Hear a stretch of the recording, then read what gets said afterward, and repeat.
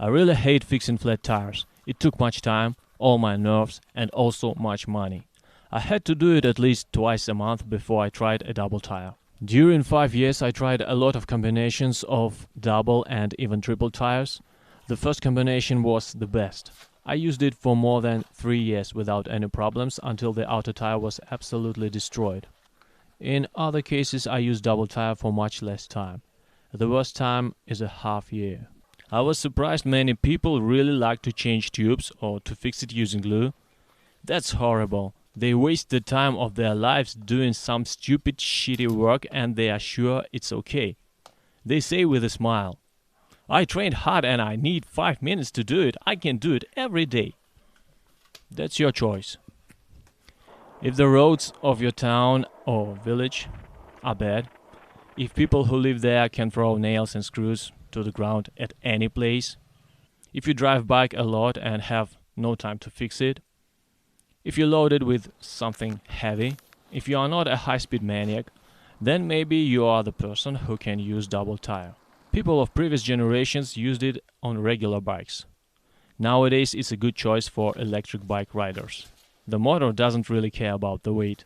By the way, the tires with flat protection weigh just a little less, and cheap airless tires are much heavier. For me, it's also a good choice because there are a lot of extremely cheap Chinese tires in my city, and the quality is not important when you use two of them together. And I usually can't fix the tube with glue because when I get a flat tire, the valve just gets torn off, because the tube and the tire rotate around the rim. With double tire, the valve always stays with the tube. How to do it? First of all, there's a bead wire inside. For inner tire, you can cut it off. In this case, you can mount it easily as usual, but the valve can be torn off. And the cut line of the inner tire always rubs a hole in the tube, so you can never use it for years. I prefer not to cut the inner tire. It's much harder to mount it. Be careful, you may damage the rim. So, I use 1.75 inches inner tire. I mount the outer 1.95 or 2.0 inches tire over the inner tire. Then I put the tube inside as usual. And after that, all those go to the rim. I also used an old tube between the inner and the outer tires. That allows me to use the outer tire for a very long time. After some time I put it into my very first double tire and totally I used it for more than 3 years. I call that combination triple.